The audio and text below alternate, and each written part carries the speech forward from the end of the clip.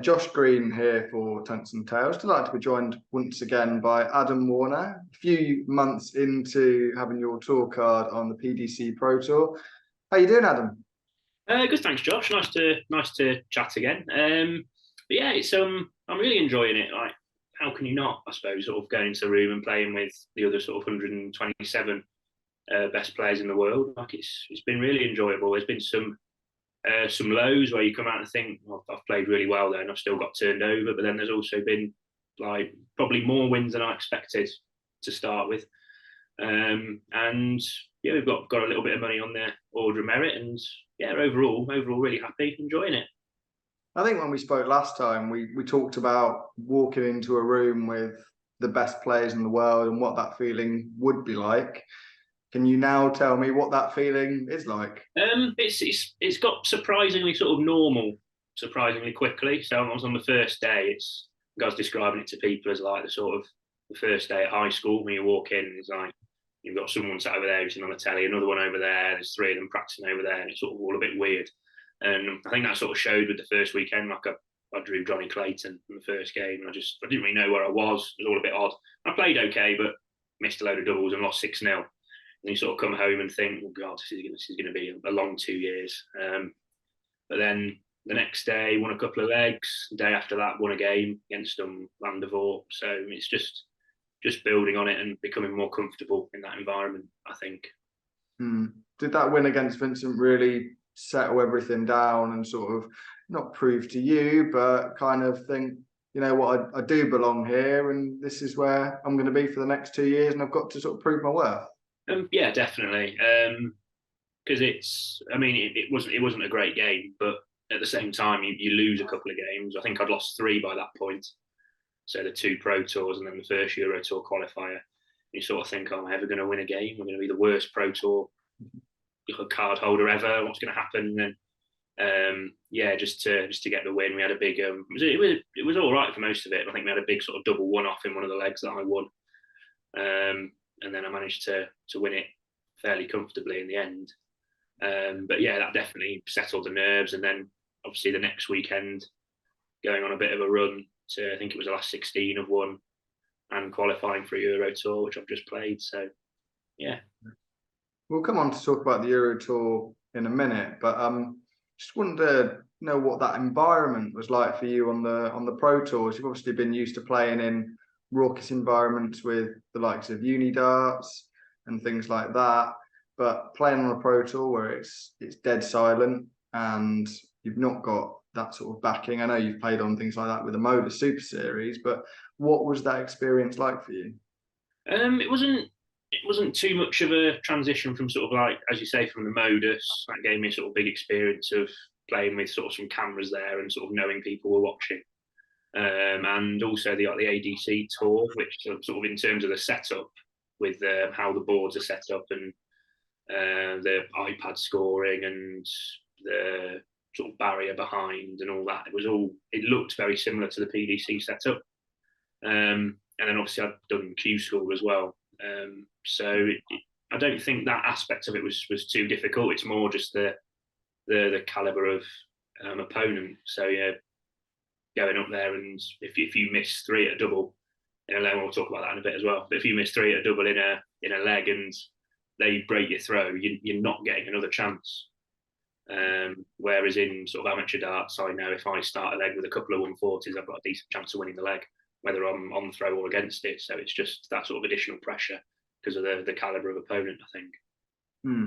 There's another sort of aspect of not the Pro Tour, but those Euro Tour qualifiers that I talked about yesterday actually with Ian White, and he was saying how important they are, because getting into those Euro Tours, if you win one game on there, that's equivalent to a few wins on a Pro Tour. I think people often overlook the fact that on a Monday you go in, and if you win two games a couple of times in a row, you're in a European Tour, and they're big money these days. Yeah, definitely. I think for someone sort of in, as you say, Ian's sort of ranking position where he's sort of in that top 30, 40, 50, I don't know exactly where he is. Yeah. They're absolutely massive for those guys, sort of trying to either keep their tour cards or get up a bit further into the top 32. less so for me as a sort of first year. I'm trying to take the pressure off it a little bit, and I just wanted to qualify for one, and I did that. So now hopefully, like I've had a flavour of it, I can qualify for another one and then another one, and just see how it goes. But yeah, in terms of ranking money, you're absolutely right. You've got to win one game at that to get more money than you would for winning 3 on a pro tour.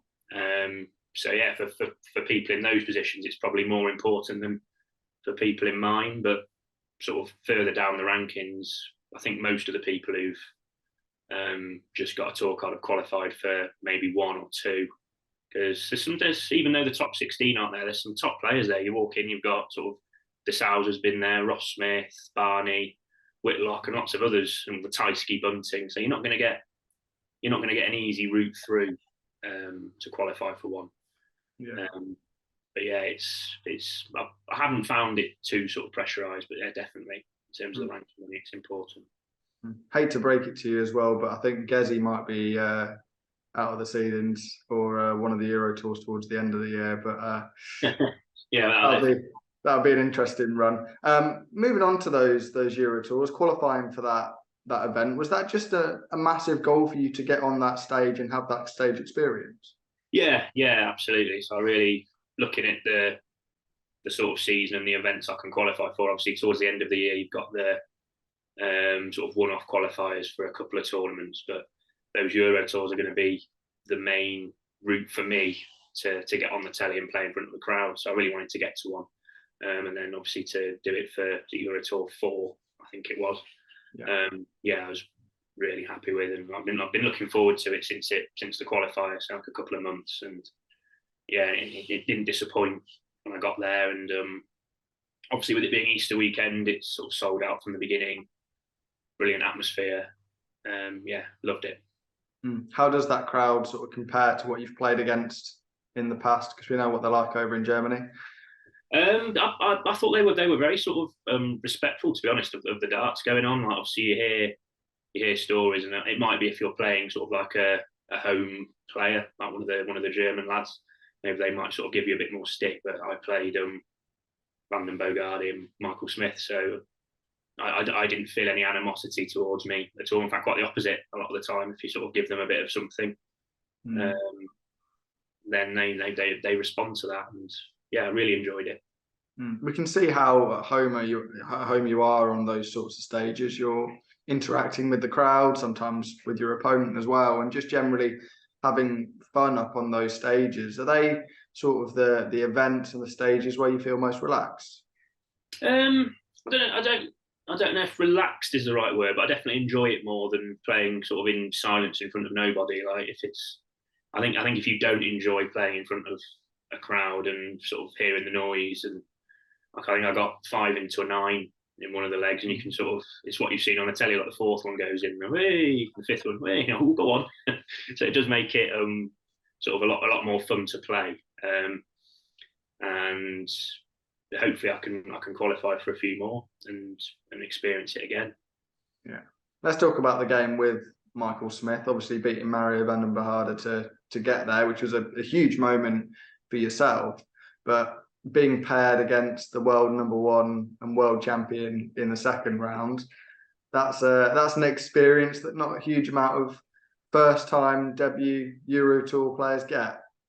Yeah, exactly. And as you mentioned there, I was really happy to get through the first round, because Mario's been playing really well this year. Look at his results; he's consistently getting through 2 or 3 rounds on the Pro Tour. So yeah, just to win that first game and play not sort of explosively, but very, very solid all the way through. A couple of good checkouts, some decent scoring. I was really happy with that. And then obviously you get the big game the next day, which I went into with no expectations. I was going to enjoy it. And sort of overall, looking back, I did enjoy it. But obviously, in the immediate aftermath of it, I was disappointed. But that's darts, isn't it? Sometimes those things happen for you, sometimes happen against you. So obviously eventually you did come out on the wrong end of the result against Michael, but were there moments in that game where you really thought you had him and you were going to beat the world champion? Probably, I don't think there was ever a moment I thought I was going to beat him, apart from when I had the 3 at double. Like I set it up beautifully and left my favourite double to win. I thought I was going to do it then, but before that point, obviously I went 3-0 down, and like he was sort of picking me off. I don't think he was playing particularly well. I certainly wasn't. I was missing chances, and I just thought, oh, here we go. He'll probably hit a few 180s now and 6-0 me. And sort of as it went on, I was sort of just waiting for that to happen almost. I think if I just keep hitting trebles and sticking in there, and my treble 19s were really helping me out. Like I couldn't hit a treble 20 to save my life, but every time I sort of switched down the board, I seemed to get 1 or 2. And it sort of switched around. He was missing, and then I was taking the chances and got it back to 3-all, 4-3, 4-all, 5-4. And you could sense it in the room. The crowd were thinking maybe there's going to be sort of an upset here, and obviously I set it up and then didn't hit it, and he took the finish. But that's sort of what champions do, isn't it? When they get that second chance.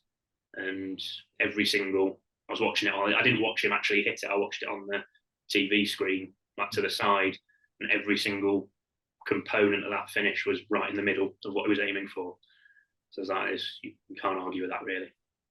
No, a tough one to take, I guess. But I think in your position, getting a win on the European Tour is a huge positive. And do you take a lot of confidence from that you'll be able to qualify for more coming up?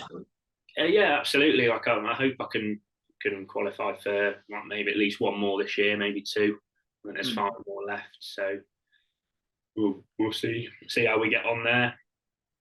But yeah, I certainly didn't feel sort of overawed by it, or even at the end, like the 3 missed doubles, they were all pretty close. So it's not like I was throwing them in the tyre and shaking like a leaf. So it was just sort of a bit unlucky, really.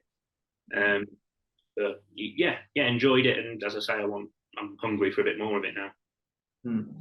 How have the goals changed from 3 months ago? Because I know you said just to get on a Euro Tour was a big goal of yours, but have they shifted slightly because you've been performing maybe slightly above your expectation?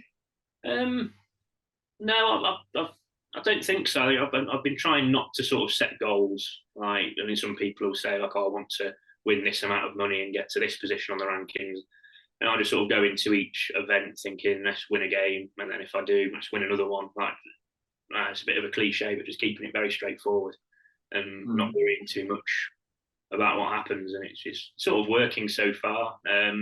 Maybe this time next year, depending on where I am, that might have to change slightly. But I think as I said last time, the main sort of goal is to just enjoy the 2 years and take as much experience from it as possible, because some people keep their card first time and stay on and go for years. Some people have to go to Q school 3 or 4 times and then they make it. Dirk van Dijvenbode lost his card and then won it back, and now he's one of the best players in the world. Aspinall as well. So there's no one way of doing it. Is there any players on the tour that have been a particular sort of help to you? Because I know when players get on the tour, often it's good to speak to some of the more experienced guys that have been there for years and done everything there is to do in the game. Is there anybody you can pick out who's been a particular help? Yeah, I've been sitting on a table with him. So Scott Waite sort of invited me to sit with him on the first one, because he's from round here, and I've seen him at some local competitions as well. So it's with him, sort of Alan Suter, who's great, and Ross Montgomery as well. So there's loads of experience there that I can sort of pick on and get from them. So they've all been really nice. And Simon Whitlock's come and spoken to me a few times, and there's lots of them have come and sort of given advice and been friendly. There's not been anyone on there who I found sort of unpleasant at all. Like, everyone I've spoken to has been nice. So yeah. Bit surreal sitting next to a former world champion in Scott Waite, and then Simon Whitlock, who's been around the game, I'm sure, since you were watching it from when you were younger, just coming up to you. What's that like? Yeah, as I say, similar to before, like Simon's like me and my dad's favourite player from when I started watching sort of 10, 12 years ago. So yeah, the first time it happens, like, it's just a bit strange. But by now, sort of having been to 10, 12 events, like it's become normal quite quickly. And I'm just sort of used to it. But yeah, at first it was a bit weird. Yeah. Well, I know you've had a busy week in Munich, and we've got Pro Tours coming up tomorrow as we're speaking. I think this is going out on Monday, but as we're speaking, we're just coming up to PC 9 and 10. So best of luck for the weekend, Adam, and thank you very much for the chat again. Lovely. Thanks, Josh. Cheers.